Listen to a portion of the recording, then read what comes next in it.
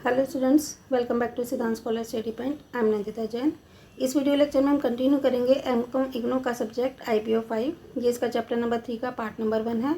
Chapter का नाम है समुद्र पार के व्यापार लॉजिस्टिक में अंतर्देशीय परिवहन, मीन्स इनलैंड ट्रांसपोर्ट इन ओवरसीज ट्रेड लॉजिस्टिक। तो इसमें हम कॉम्प्रिहेंशन क्वेश्चंस करने वाले हैं। ये टोटल 9 क्वेश्चंस हैं और छोटे छोटे ही हैं, इसलिए एक ही वीडियो में कवर हो जाएंगे। पहला क्वेश्चन है, भारत में सड़क परिवहन की सीमाओं का विवरण दीजिए। कि जो भारत में सड़क परिवहन है, क्योंकि जैसे हमें पता है 3 तरह के परिवहन होते हैं, सड़क परिवहन, रेल परिवहन और वायु परिवहन। तो इसमें सड़क परिवहन की सीमाओं का विवरण देना है, उसकी लिमिटेशंस बतानी है।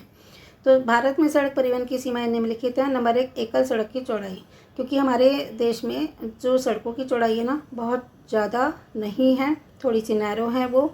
और कभी कभी जब जहाँ से ट्रक वगैरह जाने होते हैं तो कई बार वो उसके लिए सफिशिएंट चौड़ाई नहीं होती।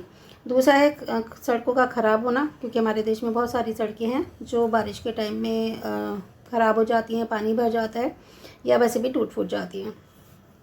थर्ड है कमज़ोर व संकर पुल या पुलिया, जो घटती गति, बढ़ती परिवहन दुर्घटना व बढ़ती लागतों में व्यक्त होते हैं। तो हमारे जो पुल वगैरह हैं थोड़े से वो थोड़े कमज़ोर हैं और थोड़े से नैरो भी हैं। संकर मतलब संकरे, नैरो होना, पतले होना, ठीक है।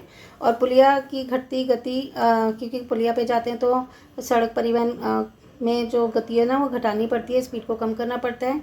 और किन्हीं कारणों से बढ़ती हुई परिवहन दुर्घटनाएं, क्योंकि कई बार एक्सीडेंट्स हो जाते हैं और बढ़ती लागतें भी हैं, तो इसमें इनको व्यक्त किया जा सकता है सड़क परिवहन की सीमाओं को। क्वेश्चन नंबर 2 है, भारतीय रेल द्वारा आमतौर पर चलित आयात निर्यात व्यवसाय की वस्तुओं का नाम लेकर बताइए कि भारत में कौन सी मेन आयात और निर्यात व्यवसाय की वस्तुएं हैं। तो वो निम्नलिखित हैं।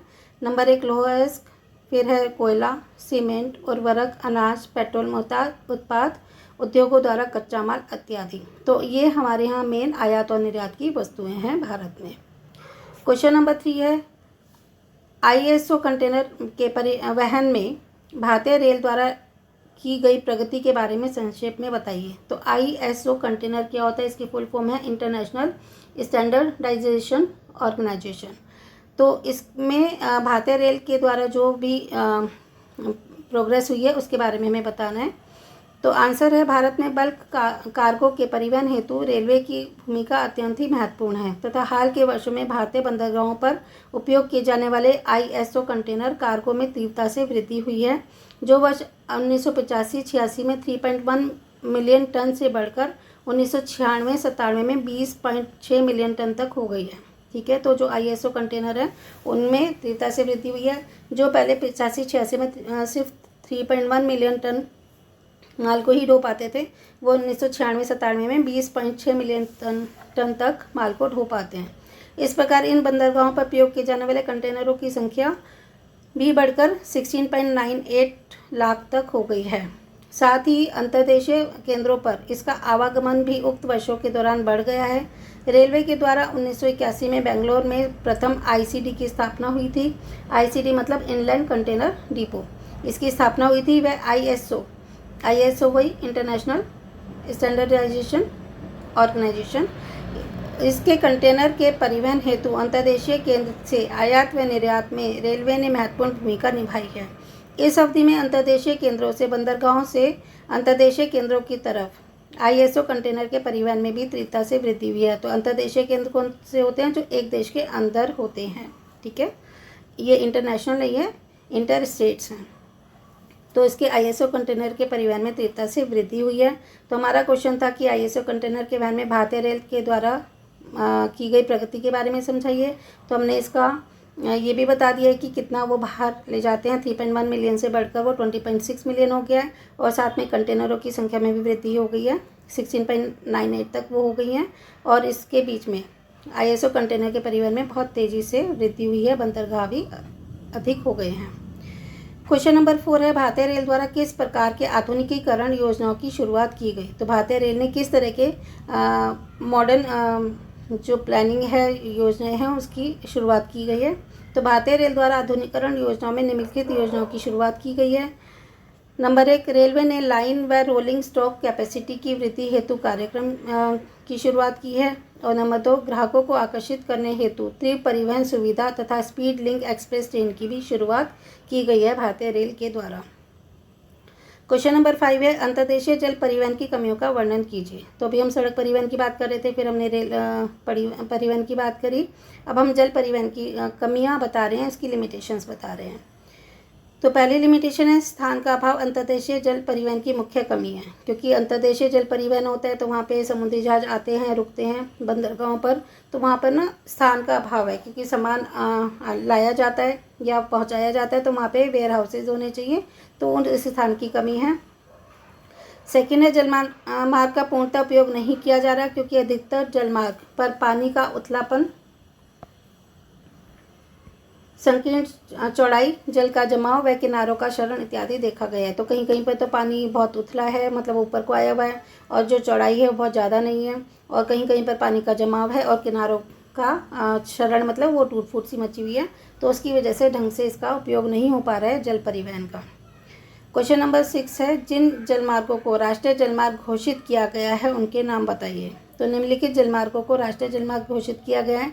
नंबर 1, गंगा भागीरथी हुगली ब्रह्मपुत्र नदी प्रणाली का इलाहाबाद हल्दिया मार्ग, जो 1620 किलोमीटर है।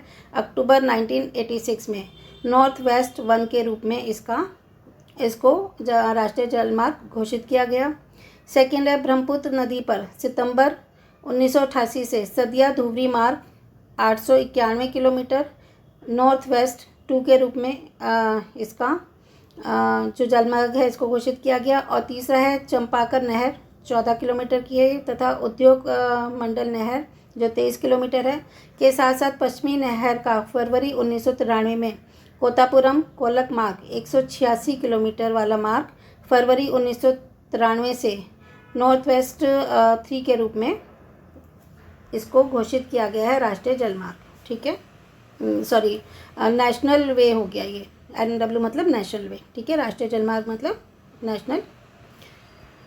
अब है क्वेश्चन नंबर 7, भारत में अंतर्देशीय जल परिवहन में सुधार लाने में IWA तथा CIWTC की भूमिका की विवेचना कीजिए। तो सबसे पहले IWA की फुल फॉर्म समझ लेते हैं।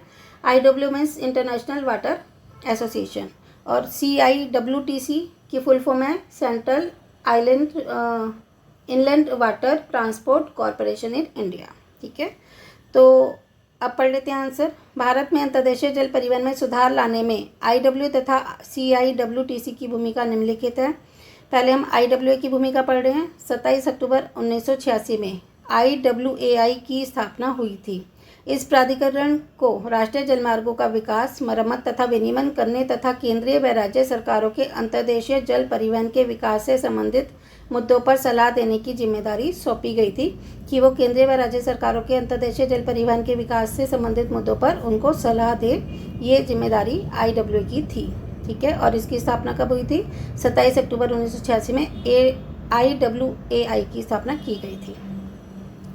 अब पढ़ लेते हैं CIWTC की भूमिका क्या है। CIWTC की शुरुआत मई 1967 मीन्स 1967 में सरकारी उपकरण के रूप में की गई थी। यह केंद्रीय अंतर्देशीय जल परिवहन निगम का मुख्य कार्य गंगा, भागीरथी, हुगली, सुंदरवन तथा ब्रह्मपुत्र नदियों का परिवहन कार्य करना था। कोलकाता में एक राजा बागान डॉकयार्ड के नाम से निगम का शिपयार्ड है जो अंतर्देशीय जहाज़ों व हार्बर क्राफ्टों की मरम्मत का कार्य करते हैं। CIWTC के अंतर्गत कोलकाता में गहरे समुद्र की मरम्मत का कार्य भी विभाग द्वारा किया जाता है। तो ये इन दोनों की भूमिका थी, IWA की और CIWTC की। क्वेश्चन नंबर 8 है, बहु मॉडल परिवहन को परिभाषित कीजिए।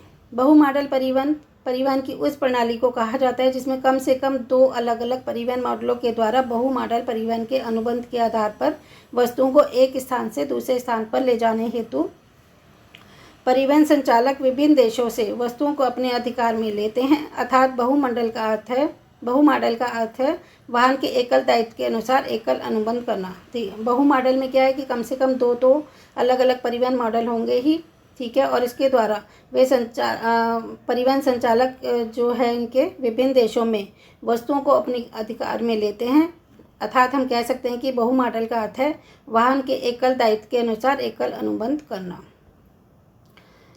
क्वेश्चन नंबर 9 है, कॉनकॉर मीन्स CONCOR किस प्रकार की सेवाएं प्रदान करते हैं?